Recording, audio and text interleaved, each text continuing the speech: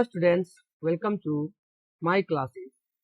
मैं आशा करता हूँ आप सभी बेहतर होंगे, अच्छे होंगे। पिछले वीडियो में हमने प्रिपरेशन ऑफ सॉइल के बारे में हमने स्टडी की। आज के इस वीडियो में हम लोग सोइंग के बारे में स्टडी करेंगे। तो सोइंग मीन्स होता है बुआई। Sowing is an important part of crop production. यहाँ कह रहा है कि बुआई जो है वह फसल उत्पादन का सबसे महत्वपूर्ण चरण है, यानी महत्वपूर्ण भाग है। Before sowing, good quality, clean and healthy seeds of a good varieties are selected. यहाँ पर कह रहा है कि अगर हम किसी फसल को बोना है तो हमें बोने से पहले अच्छी गुणवत्ता वाले साफ एवं स्वस्थ बीजों का चयन हमें करना चाहिए, या तो किसान जो है वह स्वस्थ बीजों का चयन करता है। Farmers prefer to use seeds which give high yield. या तो किसान क्या करता है, अधिक उपज देने वाले बीजों का जो है वह प्राथमिकता देता है या उसका वह चुनाव करता है। सिलेक्शन ऑफ सीड्स, तो यहाँ पर देखते हैं कि पहले क्या करेगी। One day I saw my mother put some gram seeds in a vessel. तो वह कहती है कि एक दिन मैंने अपनी माँ को देखा कि माँ जो है वह चने के कुछ बीजों को बर्तन में रखकर उसमें कुछ पानी डाल रही है and pour some water on them. After a few minutes some seeds started to float on a top. वह देख रही है कि कुछ समय के बाद कुछ जो बीजें हैं वह पानी में ऊपर तैर रही है। I wonder why some seeds float on water. हमको ये आश्चर्य हुआ कि क्यों कुछ बीज जो है वह पानी के ऊपर जो है वह तैर रहा है। उसी का हमको उत्तर जानने के लिए यहाँ पर हम क्या करते हैं, एक एक्टिविटी को करते हैं जो 1.1 में दिया हुआ है। कह रहा है take a beaker and fill half of it with water. बोल रहा है कि एक बीकर लेना है और उस बीकर को हाफ बीकर जो है वह पानी हमको भरना है। Put A handful of wheat seeds and stir wheel. अब क्या करना है उसमें कि एक मुट्ठी गेहूं के दाने को उसमें डालना है और डालकर जो है उसको स्टीर व्हील मतलब अच्छी तरह से उसको हिलाना है। वेट फॉर सम टाइम, कुछ समय तक इंतजार करो। Are there seeds which float on water. क्या उसमें कुछ बीज जो है वह क्या पानी में वह तैर रहे हैं। Would those be lighter or heavier than those which sink. Why would they be lighter. यहाँ पे कह रहा है कि जो बीज पानी में बैठ जाता है वे हल्के या भारी होते हैं। तो ऑलरेडी हम यहाँ पे कह सकते हैं कि जो बीज पानी में बैठता है नीचे वो हमारा भारी होता है। ठीक है, फिर लिखा आगे damage seeds become hollow and are those lighter. यहाँ पर कह रहा है कि क्षतिग्रस्त जो बीज होते हैं वह अंदर से जो है वह खोखले होते हैं। कारण लिखा है therefore they float on water, यानी खोखले होने के कारण ही जो है वह बीज क्या करता है, पानी में तैरता है। तो इसका मतलब हमारा क्या है कि जो पहली जो है वह देखी थी कि चना जो है वह पानी में तैर रहा था, तो पानी में तैरने का यहाँ कारण ये था कि चना जो है वह अंदर से हमारा क्या होगा, खोखला होगा। यानी जो डैमेज बीज होते हैं, जो सीड्स होते हैं, वह अंदर से खोखले होते हैं और खोखले होने के कारण ही वह जो बीज है वह पानी के ऊपर तैरता है। This is a good method for separating good healthy seeds from the damage seeds. अब यहाँ कह रहा है कि ये जो है सबसे हमारा अच्छा तरीका है कि स्वस्थ बीजों को क्षतिग्रस्त बीजों से कैसे हम अलग करें। तो इस विधि से हम जो है वह आसानी से जो है वह क्षतिग्रस्त बीजों को अच्छी बीजों से जो है वह हम अलग कर सकते हैं। Before sowing, one of the important task is known about the tools use for sowing seeds. अब यहाँ पे कर रहा है कि बुआई से पहले हमको एक महत्वपूर्ण टास्क के बारे में भी जान लेना है कि जो हम टूल्स यूज करते हैं सोइंग करते समय यानी बुआई करते समय, तो वह हम औजार कौन कौन सा यूज करते हैं, तो उसके बारे में हम यहाँ पर देखें। तो यहाँ पर दिया हुआ है ट्रेडिशनल टूल यानी परंपरागत औजार। The tools use traditionally for sowing seeds is shaped like a funnel. यहाँ पर कह रहा है कि परंपरागत रूप से जो बीजों की बुआई में जो इस्तेमाल किया जाता था जो औजार, वह औजार जो है वह कीप आकार का होता था, जो फिगर हमारा 1.2 में दिखाया गया है। यहाँ पर हम देख रहे होंगे कि ये जो है वह हमारा दिखाया गया है जो इस प्रकार से है, कीप आकार का है। Okay, the seeds are filled into the funnel. अब कर रहा है कि जो बीज है वह हम इस फनल में यानी कीप में जो है वह हम डालते हैं। पासिस डाउन थ्रू द 2 और 3 पाइप्स, और ये जो बीज है वह क्या करता है कि इसके अंदर जो है वह 2-3 पाइप जो है वह अलग अलग पाइप लगे रहते हैं, और उसी 2 या 3 पाइप के द्वारा जो है वह बीज जो है वह नीचे यानी डाउन नीचे जाता है पाइप से होते हुए। Pipes having a sharp edge, और इसका जो किनारा होता है लास्ट में वह नुकीला होता है। These ends pierce into the soil and place seeds there। अब कर रहा है कि जो किनारा यहाँ पर जो नुकीला होता है वह नुकीला क्या करता है कि ये सिरे मिट्टी को भेद कर बीज को स्थापित कर देता है। तो ये जो हमारा मेथड है ट्रेडिशनल मेथड हो गया जिसमें हमारा कीप का यूज किया जाता है। अगला जो है हमारा है टूल्स वह है सीड ड्रिल।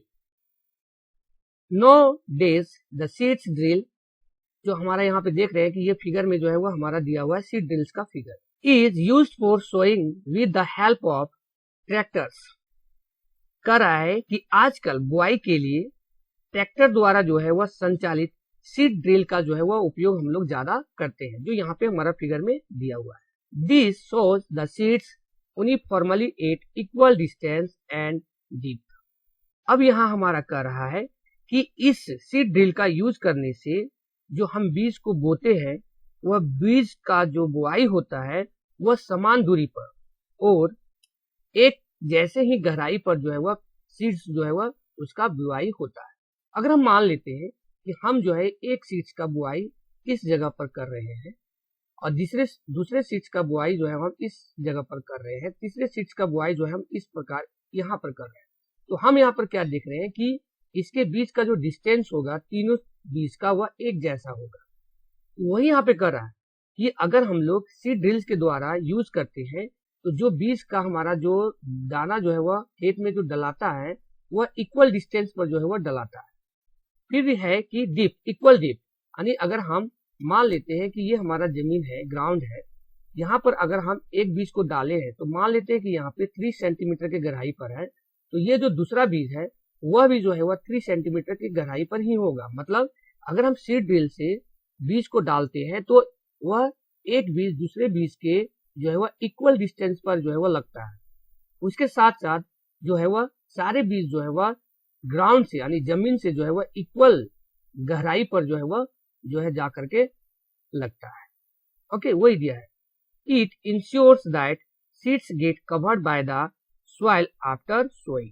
अब यहाँ पे कह रहा है यह सुनिश्चित करता है कि बुआई के बाद जो हम लोग हैं वह मिट्टी से उसको जो है वह अच्छी तरह से ढक देते हैं बीजों को। This protect seeds from being eaten by birds. इससे क्या होता है कि बीजों को पक्षियों द्वारा जो खाए जाते हैं उससे हमारा जो है वह सुरक्षा मिलता है। Sowing by using a seeds drill save time and labour. कह रहा है यहाँ पर कि सीड ड्रिल्स के द्वारा जब हम बुआई करते हैं तो इसमें हमको क्या है कि समय के साथ साथ जो हमारा श्रम है यानी जो हमारा मेहनत है उसका भी जो है वह बचत होता है और हम आसानी से जल्दी जो है वह हम बीजों को बो सकते हैं इस सीड ड्रिलिंग के द्वारा। There is a nursery near my school. I found that little plants were kept in small bags. Why are they kept like this. यहाँ पे कह रहा है बुझो कि मेरे विद्यालय के समीप एक पौधशाला है यानी नर्सरी है। मैंने देखा कि पौधे छोटे छोटे थैलों में जो है उसको रखा गया है। वे इस प्रकार क्यों रखे गए हैं? तो यहाँ पर फिर पहली क्या कहती है, seeds of a few plants such as a paddy are first grown in a nursery. When they grow into seedling they are transplanted to the field manually. Some forest plants and flowering plants are also grown in the nursery. तो पहली कह रही है कि धान जैसे कुछ पौधे के बीजों को पहले पौधशाला में यानी नर्सरी में जो है वह उगाया जाता है। पौधे तैयार हो जाने पर उन्हें हाथों द्वारा नर्सरी से अलग करके खेतों में जो है उसको रोपा जाता है। कुछ वनीय पौधे एवं पुष्पीय पौधे भी पौधशाला में जो है वह उगाए जाते हैं। तो यहाँ पे हमारा कर रहा है कि पौधशाला। तो जैसे कि हम लोग देखे होंगे कि जो हमारा धान का फसल अगर हमको लगाना होता है तो पहले हम क्या करते हैं, धान को यानी धान का जो बीज है वह एक छोटे से भाग पर जो है हम उसका बुआई करते हैं, और जैसे ही उसका जो है वह हाइट कुछ बढ़ जाता है उगने के बाद, तो उसके धान के जो पौधा होता है छोटा, उसको हम उखाड़ करके और जो है वह वहां से ले जा करके हम बड़े खेतों में जो है वह उसको फिर से लगाते हैं, यानी रोपने का काम करते हैं। आप लोग देखे भी होंगे। आगे यहाँ पे दिया है हमारा appropriate distance between the seeds is necessary to avoid overcrowding of plants. यहाँ पर कह रहा है कि पौधों को अत्यधिक घने होने से, यानी सटा यानी एक पौधे दूसरे पौधे के अगर हम बहुत करीब लगाते हैं तो उससे जो है वह पौधा का जो है वह इफेक्ट पड़ता है, पौधा जो है वह प्रभावित होता है। तो वही यहाँ पर हमको कह रहा है कि पौधे को अधिक घने होने से रोकने के लिए बीजों के बीच जो है वह हमें उचित दूरी होना अत्यंत महत्वपूर्ण होता है। वही लिखा है, seeds is necessary to avoid overcrowding of plant. This allow a plants to get sufficient sunlight, nutrients and water from the soil. इससे पौधे को सूरज का प्रकाश, पोषक एवं जल पर्याप्त मात्रा में प्राप्त होता है। यहाँ पे कर रहा है कि अगर हम मान लेते हैं कि पौधे को कुछ दूरी पर हम लगाते हैं, तो ये जो पौधा हमारा होता है जो कुछ दूरी पर लगा हुआ है, तो ये सारे पौधे को जो है वह उचित प्रकार से यानी उचित मात्रा में जो है इसको सूरज का प्रकाश मिल सके, उसका पोषक तत्व मिल सके और उसको वाटर यानी जल जो है वह मिल सके मिट्टी से।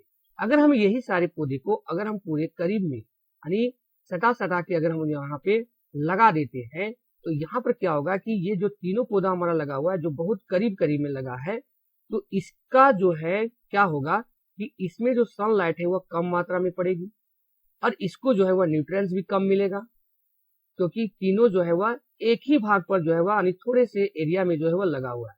तो थोड़े से एरिया में जो न्यूट्रिएंट्स हमारा होगा वो बहुत कम मात्रा में होगा, और इस कम मात्रा का जो यूज है वह ये तीनों पौधे मिल करके करेंगे, जिससे क्या होगा, इसका न्यूट्रिएंट्स और इसका वाटर जो है वह भी इस तीनों को जो है वह कम मात्रा में मिलेगा। तो इसीलिए हम क्या करते हैं कि पौधे को कुछ डिस्टेंस दूरी पर लगाते हैं ताकि उसको अच्छी तरह से सूरज का प्रकाश, उसका पोषक तत्व और पानी जो है उसको मिल सके। At time as few plants may leave to be remove to prevent overcrowding. तो इसीलिए हम लोग क्या करते हैं, या जो किसान जो है वह क्या करता है कि अगर आपस में कहीं दो पौधे करीब में लग जाता है तो किसान क्या करता है, किसी एक पौधे को वहां से उसको उठा करके या उखाड़ के उसको फेंक देता है, ताकि उससे जो है वह ओवरक्राउडिंग जो है वह ना हो सके, यानी घनेपान ना हो सके। ठीक है, तो वही यहाँ पर हमारा दिया हुआ है। अगला टॉपिक है हमारा 1.5 यानी एडिंग मैन्यूर्स एंड फर्टिलाइजर। तो यहाँ पर हम लोग अब पढ़ेंगे खाद एवं उर्वरक के बारे में कि उर्वरक हम लोग या खाद जो है हम मिट्टी में क्यों मिलाते हैं। The substances which are added to the soil in the form of nutrients for the healthy growth of plants are called manure and fertilizers। यहाँ पर कह रहा है कि वे पदार्थ जिन्हें मिट्टी में पोषक स्तर बनाए रखने के लिए या पोषक स्तर को बढ़ाने के लिए हम लोग जो है वह जिस पोषक तत्व को मिलाते हैं या उस पौधे को स्वस्थ रखने के लिए, वैसे सब्सटेंसेस को हम लोग जो है वह मैन्यूर या फर्टिलाइजर्स कहते हैं, यानी खाद या उर्वरक कहते हैं। आई सॉ यानी जो बुझो है वो उसने क्या करा है कि आई सॉ मैंने देखा है a healthy crops growing in a farm, यानी मैंने एक स्वस्थ पौधे को उगता हुआ जो है वह देखा है फार्म में। इन द नेबरिंग फार्म्स यानी पड़ोस के पौधशाला में। The plants we are weak, why do some plants grow better than others, यानी जो बुझो है वह क्या कर रहा है कि मैंने एक स्वस्थ पौधे को भी और एक जो है वह वीक पौधे को यानी कमजोर पौधे को भी हमने फार्म में देखा है। तो ऐसा क्यों होता है कि एक ही जगह पर एक पौधा जो है वह अच्छी तरह से उगा होता है और दूसरा पौधा जो है वह बहुत ही वीक होता है। तो उसी के बारे में यहाँ पे हम लोग देखते लिखा है कि soil supply minerals nutrients to the crop plants. यहाँ पे कह रहा है कि मिट्टी जो है वह फसल को खनिज पदार्थ प्रदान करती है। These nutrients are essential for the growth of plants। अब यहाँ पे कह रहा है कि ये जो पोषक तत्व है वो पौधे की वृद्धि के लिए आवश्यक होता है, यानी इसेंशियल होता है for the growth of plant. In certain area farmers grow crops after crop in the same field. यहाँ पे कह रहा है कि कुछ क्षेत्र में किसान जो है खेत में एक के बाद दूसरी फसल को उगाता रहता है। जैसे कि कह रहा है कि हमने अगर अभी मान लें कि इस खेत में अगर हमने धान लगाया तो धान को हम जब काट लेते हैं तो इसके बाद तुरंत इसमें हम क्या करते हैं कि गेहूं की फसल को लगाते हैं। तो वही यहाँ पे बोल रहा है कि कुछ एरिया की कुछ किसान जो होते हैं वैसे होते हैं जो एक के बाद जो है वह एक फसल को वह लगातार उगाते रहता है। The field is never left uncultivated for follow. अब यहाँ पे कह रहा है कि खेत को कभी भी खाली नहीं छोड़ा जाता है। Imagine what happens to the nutrients. और कह रहा है कि जिस खेत को कभी भी जो है वह खुला नहीं छोड़ा जाता है तो उस खेत का जो न्यूट्रिएंट्स होगा वह क्या होगा। तो अगर हम खेत में लगातार एक एक करके अगर हम फसल को लगाते जा रहे हैं तो उस खेत की जो मिट्टी होती है उसका जो न्यूट्रिएंट्स होता है वह लॉस हो जाता है, यानी घट जाता है, खत्म हो जाता है धीरे धीरे। तो यहाँ पर आगे फिर कर रहा है कि continuous cultivation of crops makes the soil poor in nutrients. यानी यहाँ कर रहा है कि फसलों को अगर हम लगातार उगाते हैं तो उससे मिट्टी में कुछ जो पोषक तत्व होते हैं उसकी कमी हो जाता है। Therefore farmers have to add manure to the fields to replenish. इसीलिए किसान क्या करता है कि उस खेत में खाद को यानी न्यूट्रिएंट्स को फिर से वापस लाने के लिए उसमें जो है वह खाद को या उर्वरक को जो है वह डालता है। The soil with nutrients, this process is called manuring. और उसी प्रोसेस को हम लोग क्या कहते हैं, खाद देना कहलाते हैं। यहाँ पर एक हमारा डिफिनेशन आता है वो है हमारा मैन्योरिंग यानी खाद देना। इम्प्रॉपर और insufficient manuring result in weak plants. यहाँ पे कह रहा है कि अपर्याप्त खाद देने पर यानी कम खाद देने पर भी और अधिक खाद देने पर भी जो है वह पौधे को जो है वह इफेक्ट या प्रभावित कर सकता है। Manure is an organic substances obtained from the decomposition of plant और एनिमल्स वेस्ट। यहाँ पे कह रहा है कि खाद जो वह हमारा है वह एक ऑर्गेनिक सब्सटेंसेस है, मतलब कार्बनिक पदार्थ जो कि पौधे या जंतुओं के अपशिष्ट से यानी उसके गंदगी से यानी गोबर से हमको जो है वह प्राप्त होता है। डिकम्पोजिशन ऑफ प्लांट्स और animals waste. Farmers dump plants and animals waste in pits at a open place and allow it to decompose। कह रहा है कि किसान जो है वह पौधे को एवं जंतु के अपशिष्ट पदार्थों को एक गड्ढे में जो है वह डालता है तथा इसका अपघटन होने के लिए खुले मैदान में छोड़ देता है। हम लोग देखे होंगे कि किसान क्या करता है कि जो भी खेत का जो पेड़ पौधा होता है जो बेकार होता है या जो बैलों का या जानवरों का जो वेस्ट प्रोडक्ट होता है उसको क्या करता है उन लोग जा करके कहीं पर एक खुले जगह पर गड्ढे में जो है उसको फेंक देता है, उसको जमा करके रखता है। The decomposition is a causes by the some micro organism. अब क्या होता है कि जिस खाद को जो हमारा वेस्ट प्रोडक्ट था प्लांट्स का या एनिमल्स का जो हम एक गड्ढे में फेंक के रखे थे उसका क्या होता है कि धीरे धीरे उसका डिकम्पोज होता है छोटे छोटे सूक्ष्म जीवियों के द्वारा, यानी अपघटित होता है पदार्थ खाद के रूप में और यही जो है वह खाद के रूप जो है वह लेता है। The decompose matter is use as a organic manure. अब बोल रहा है कि वही जो अपघटित पदार्थ होता है जिसका हम खाद के रूप में जो है वह उपयोग करते हैं या किसान जो है वह करता है। You have already learn about vermi compositing in class 6। आप जो है वह वर्मी कंपोजिटिंग के बारे में अथवा केचुए के द्वारा खाद तैयार करने के बारे में आप जो है वह क्लास 6 में ऑलरेडी पहले से ही पढ़े हुए हैं। एक्टिविटी 1.2 को हम लोग यहाँ पे देखते हैं। लिखा है टेक मूंग और ग्राम सीड्स एंड जर्मिनेटेड देम। यहाँ पे कर रहा है कि मूंग अथवा चने के बीज ले करके उनको हमको अंकुरित करना है यानी उनको उगाने का कोशिश करना है। सिलेक्ट 3 इक्वल साइज सीडिंग्स, यानी हमको क्या करना है कि तीन जो है वो हमको बीज लेना है जो इक्वल साइज में, ठीक है, यानी 3 बीज हमको लेना है जिसका साइज जो है वह इक्वल हो, या तो मूंग का या तो चना का।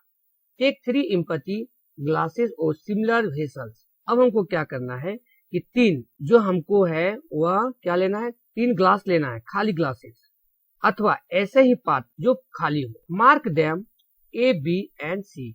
अगर हम कह सकते हैं कि हमने क्या किया है कि 3 ग्लास लेंगे जिसको हमने इसका नाम ए दिया है, दूसरा हम ग्लास लेंगे जिसका नाम अगर हम दे सकते हैं बी है, तीसरा ग्लास लेंगे या कोई भी बर्तन आप ले सकते हैं और इसका नाम हम लोग जो है वह सी दे देंगे। तो यहाँ पर कह रहा है 2 glass a add little amount of soil mix with little cow dung manure. अब यहाँ पे कह रहा है कि जो ग्लास हमारा ए है इसमें हमको क्या लेना है कि थोड़ा सा मात्रा में जो है वह मिट्टी लेना है, यानी हमको इसमें सॉइल और प्लस काउ डंग लेना है, यानी गोबर लेना है। उसके बाद कर रहा है in glass B put the same amount of soil mix with a little urea. अब हमको क्या करना है, बी में जो है हमको यूरिया लेना है और सॉइल भी लेना है इसमें। तो यहाँ पर हमको क्या किए, ए में हमको सॉइल लिए और दूसरा इसमें हम काउ डंग यानी गोबर लिए हैं। ग्लास बी में जो है हमने क्या किया है कि कुछ मात्रा में मिट्टी भी लिया है और दूसरा जो हमने लिया है वह यूरिया लिया है। फिर कह रहा है कि take the same amount of soil in a glass C. फिर कह रहा है कि सी में जो है वही हम उतना ही मात्रा में जो है हम क्या करेंगे, सॉइल लेंगे प्लस विथआउट एडिंग एनीथिंग। इसका मतलब यहाँ पर हमको जो है वह कुछ नहीं डालना है, ना ही हमको काउ डंग डालना है और ना ही यूरिया हमको डालना है। Without adding anything no pour the same amount of water on each glass. अब हमको क्या करना है कि तीनों में जो है वह हमको सेम क्वांटिटी यानी सेम मात्रा में जो है हमको पानी जो है इसमें डाल देना है तीनों glass. And plant the seedling in them, keep them in a safe place and water them daily. अब क्या करना है कि तीनों ग्लास को हमको एक सेफ जगह में यानी सुरक्षित जगह में जो है हमको उसको रख देना है, उसको डेली हमको उसमें पानी डालते रहना है। After 7 to 10 days observe their growth. उसके बाद 7 या 10 दिन के बाद हमको क्या करना है, तीनों ग्लास को जो है वह ऑब्जर्व करना यानी देखना है कि तीनों में जो है वह क्या क्या हमको अंतर देखने को मिल रहा है। तो यहाँ पर हम देख रहे हैं कि हमारा जो है वह 3 ग्लास जो है वह दिया हुआ है ए, दूसरा है बी और तीसरा है हमारा सी। लिखा है आगे did plants in all the glasses grow at the same pace. बोल रहा है यहाँ पर कि क्या जो पौधे हमारा है वह पौधा तीनों ग्लास में क्या सेम यानी एक ही प्रकार से जो है वह उगा हुआ है, यानी तीनों ग्लास का जो पौधा है वह तीनों ग्लास का जो पौधा है वह क्या एक ही जैसा वृद्धि हुआ है कि कुछ उसमें अंतर है। विच ग्लास शुड, किस ग्लास में बेटर ग्रोथ ऑफ प्लांट्स यानी किस ग्लास में जो है वह अच्छा ग्रोथ हुआ है। In which glass was the growth fastest, और किस ग्लास में जो है वह फास्ट ग्रोथ हुआ है। तो यहाँ पर हम कह सकते हैं कि जो हमारा सेकंड ग्लास था, जैसे इसको हम यहाँ पे देखते हैं कि जो ये हमारा जो सेकंड ग्लास था जो कि बी नंबर का था ये वाला, इसमें हम देख रहे हैं कि पौधा जो है वह अच्छी तरह से ग्रोथ हुआ है। ऐसा इसलिए हुआ है कि इसमें हमें जो है ए में हमने क्या किया था कि काव डंग को हमने डाला था। तो काव डंग हमारा क्या होता है कि ये जो है तो न्यूट्रिएंट्स है हमारा, लेकिन इसको जो है वह खाद बनने में इसको ज्यादा समय लगेगा। दूसरा में हमने क्या डाला था कि इसमें हमने यूरिया डाला था। तो यूरिया जो है ये हमारा बनाया हुआ जो है वह फर्टिलाइजर्स है, और सी में हमने कुछ नहीं डाला था। तो जो बनाया हुआ फर्टिलाइजर्स है इसका जो है वह जल्दी से यूज करके यानी इसका यूज जो है वह जल्दी यानी ये जो है यूरिया जो है वह हमको बहुत जल्दी इफेक्ट देता है, और यूरिया जल्दी इफेक्ट देने के कारण क्या होता है कि जो हमारा बी वाला प्लांट था वह जो है वह जल्दी ग्रो होगा, है ना, और अच्छी तरह से भी जो है वह ग्रोथ होगा। Fertilizers are chemicals which are rich in particular nutrients. कह रहा है यहाँ पर कि उर्वरक जो रासायनिक पदार्थ होता है वह विशेष पोषक से समृद्ध होता है। How are they different from the manure, और वह खाद से कैसे अलग है। Fertilizers are produce in a factory. Fertilizer जो है वह हमारा फैक्ट्री में प्रोड्यूस होता है, यानी वह केमिकल रासायनिक पदार्थों से जो है वह बनाया जाता है।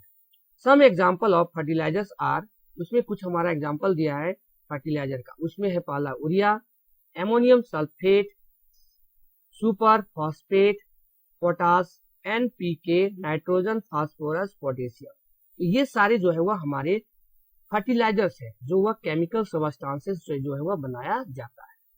The use of fertilizers has a help farmer to get better yield of crops. यहाँ पर कह रहा है हमारा कि अगर हम फर्टिलाइजर्स का यूज करते हैं तो फर्टिलाइजर से यूज करने से क्या होता है कि किसानों को जो है वह फसल में उगने में यानी अच्छी तरह से उगने में जो है उसको वह मदद करता है। Such as a wheat, paddy and maize, जैसे कि गेहूं का खेती, धान का खेती और मकई का खेती में जो है वह अच्छी तरह से जो है ये उपजाऊ देता है जब हम उसमें फर्टिलाइजर को डालते हैं। बट लेकिन excessive use of fertilizers has made the soil less fertile. लेकिन यह क्या कर रहा है कि अत्यधिक अगर हम लोग उर्वरक का उपयोग करते हैं तो उससे क्या होता है कि मिट्टी के जो फर्टिलाइजर होता है मिट्टी का फर्टाइल जो होता है वह क्या होता है उसमें कमी आ जाता है। वही यहाँ पे हमारा लिखा है कि excessive usages of fertilizers has made the soil less fertile, यानी उसको कम उपजाऊ बना देता है। Fertilizers have also become a sources of water pollution. अब यह कह रहा है कि फर्टिलाइजर जो है वह जल को प्रदूषित भी करता है, यानी फर्टिलाइजर जो है वह जल प्रदूषण का एक जो है वह बड़ा स्रोत भी माना जाता है। Therefore in order to maintain the fertility of the soil, और यही कारण है कि मिट्टी की उर्वरता बनाए रखने के लिए हमें उर्वरक के स्थान पर हमें जो है वह जैविक खाद का उपयोग करना चाहिए। We have to substitute fertilisers with organic manure और leave the field uncultivated in between the two crops. यानी कह रहा है कि फर्टिलाइजर्स का हमें कम यूज करना चाहिए, उसके जगह हमें जो है वह मैन्योर का यानी खाद का जो है वह ज्यादा यूज करना चाहिए। साथ साथ में हमें खेत को कुछ समय के लिए बिना कुछ बोए छोड़ देना भी चाहिए ताकि उसकी जो न्यूट्रिएंट्स है वह पुनः वापस जो है वह खेतों में आ सके। The use of manure improves soil texture as well as its water retaining capacity. It replenishes the soil with nutrients. यहाँ पर कह रहा है कि खाद के उपयोग से, अगर हम खाद का उपयोग करते हैं उर्वरक के जगह, तो उसमें क्या होता है कि मिट्टी के गठन एवं जल अवशोषण की क्षमता में जो है वह वृद्धि होता है। उसकी क्षमता को, मिट्टी को, पानी को अवशोषण करने की क्षमता जो है वह मिट्टी को बढ़ा देता है। अधिक से अधिक पानी को जो है वह मिट्टी क्या कर सकता है, अपने अंदर अवशोषित कर सकता है। इससे मिट्टी में सभी पोषक की प्रतिपूर्ति हो जाती है, यानी जो पोषक तत्व घट गया था वह पोषक तत्व जो है वह वापस आ जाता है अगर हम लोग फर्टिलाइजर की जगह खाद का यूज करते हैं मैन्यूर का। तो another method of replenishing the soil with the nutrients is through the crop rotation. यहाँ पर कह रहा है कि मिट्टी में पोषकों की प्रति यानी उसका पुनरावृत्ति के लिए यानी वापस आने के लिए कि उसका जो न्यूट्रिएंट्स जो है वह फिर वापस आ जाए, इसके लिए हम लोग क्या करते हैं कि क्रॉप रोटेशन का प्रोसेस अपनाते हैं।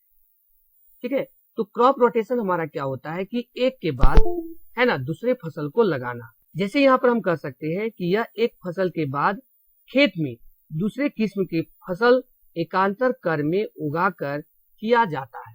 This can be done by growing different crops alternately, यानी ये जो क्रॉप रोटेशन प्रोसेस है वह हमारा क्या है कि एक के बाद दूसरे फसल को हमको जो है वह उगाते हैं। Earlier farmers in northern India used to grow legumes as a fodder in one season and wheat in the next season.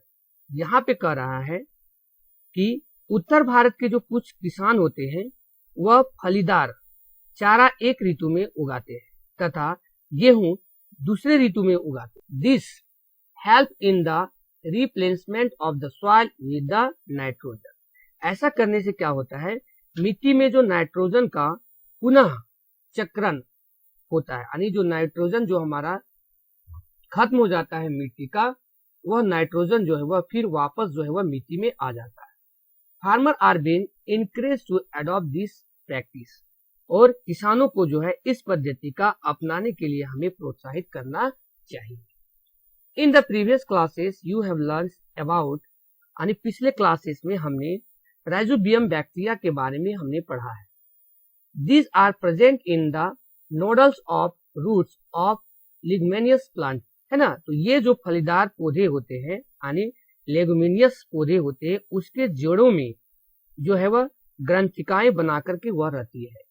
They fix atmospheric nitrogen, और वह क्या करता है कि वायुमंडल से नाइट्रोजन का स्थिरीकरण करता है।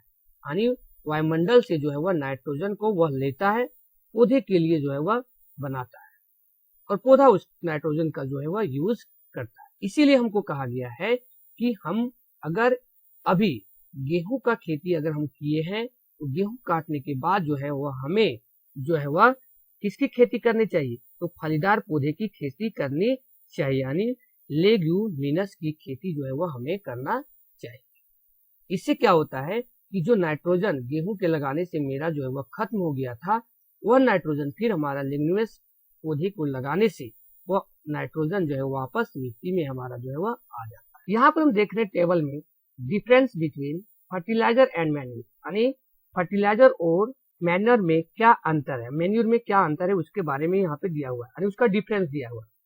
तो यहाँ पर हम देख रहे हैं फर्टिलाइजर में क्या है कि fertilizer is a man made inorganic salt, यानी उर्वरक जो है वह मानव निर्मित जो है वह लवण है।